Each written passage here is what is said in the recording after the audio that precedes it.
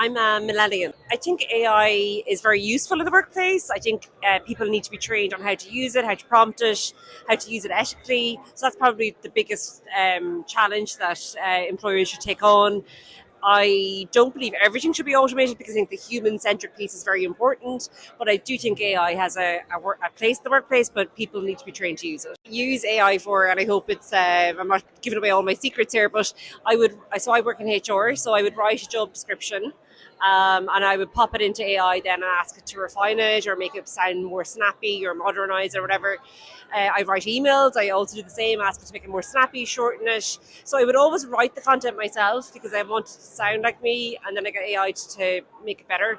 But then I would reword it one more time before I actually send it out anywhere. But that's my main use, like content kind of rewriting or whatever. Yeah. I'm just going to guess here, but I would say like maybe Gen Zs and younger generations probably use it in a more fluid way. Probably a bit more like where I go to Google would be my first like search. Gen Z might use AI first, but yeah, probably they're probably more fluid and able to use it than maybe my generation and older people. Yeah, yeah. Generation X, everything that is actually giving you an advantage in the everyday life, let's just take it. Of course, we always need to keep the eyes open because it's probably it's a thing that we should rely on common sense on people.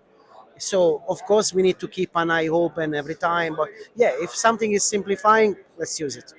I use I don't know, for an Italian recipe at home or for something work related or just to have a suggestion of what movie should I watch, like basically everything. I probably chat with ChatGPT like 10 times per day, and my wife is like probably 50 times per day. So we do a extensive usage of AIs. I think yes. Well, I know yes because I'm seeing my parents, and they are probably using the AI. They are using it, but they are using it like probably one time per week.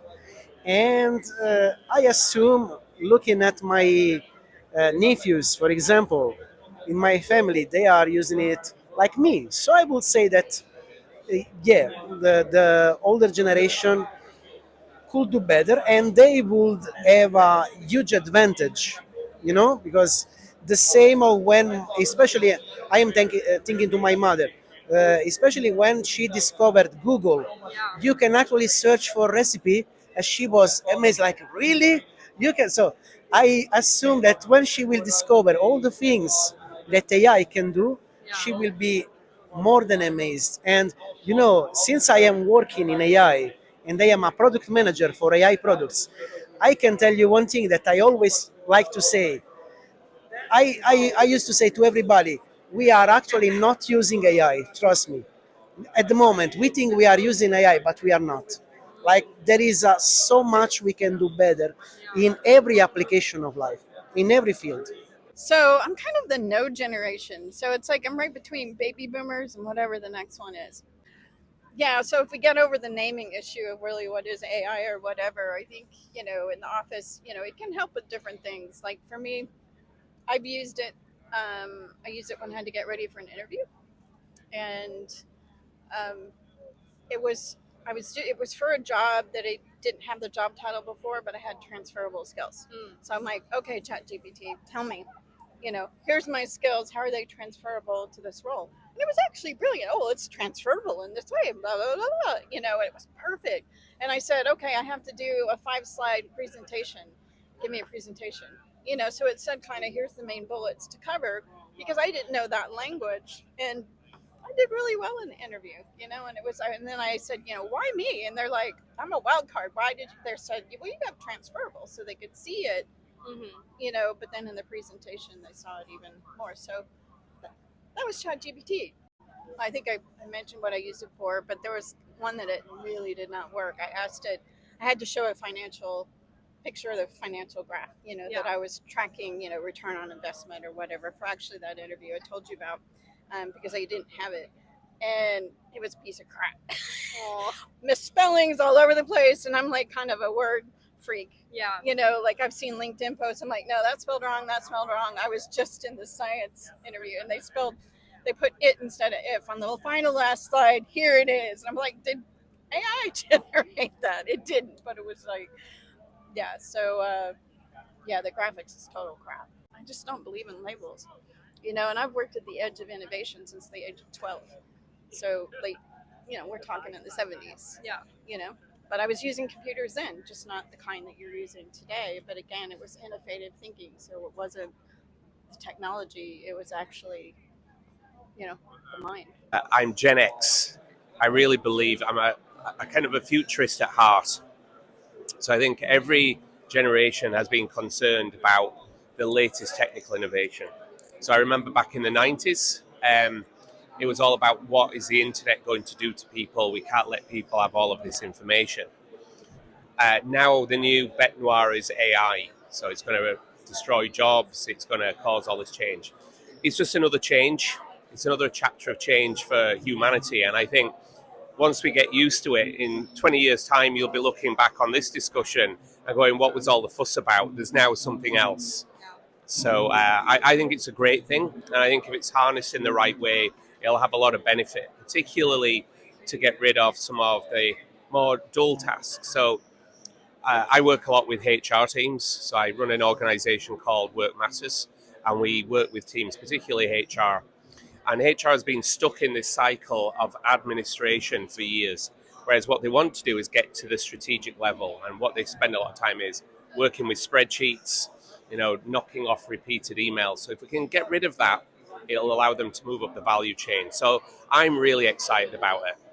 So I remember when I first started using ChatGPT, it's probably December 2022, and it felt like just found God in a box because it was so incredible. And obviously, the more you use it, the more mature your view of it is. What I'm trying to do is really see where it works and where it doesn't, and where you have to put the human in the loop, as I know. So I use it. I started off summarizing phone calls, so using a combination of Otter and ChatGPT. It's all done in one go now in order to summarize information. I think it's really good for starting with a blank sheet of paper, so structuring documents and also getting suggestions on what could be done better. What have I missed? What's the question I haven't asked here? And I think that's very, very useful. More and more I'm using it for multimodal things. So I drop in like images and things like that and get it to tell me what it thinks of it or extract data from those images. And most recently, I'm sure you've been using it, but Notebook LM for taking big documents like a policy document and turning it into a podcast so it becomes more accessible. And then you can go back to the original document and go, let's do a deeper dive on that. So I see it as increasing my personal productivity, and I'm looking for ways that we can use it with our teams to drive, you know, productivity there as well. It's not about getting rid of things. It's more about can we do it better?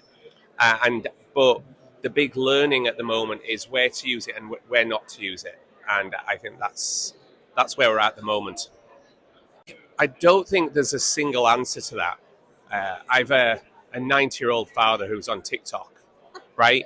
But I know other people from younger generations who are scared of that kind of technology. So I don't think generationally it's an issue. I think it's about mindset and kind of comfort with change and new things. And I think if you can get rid of the fear factor here and actually go in and go with an open mind and see it just as another tool rather than as a threat, I think there's a lot of opportunity, whatever generation you're from. So.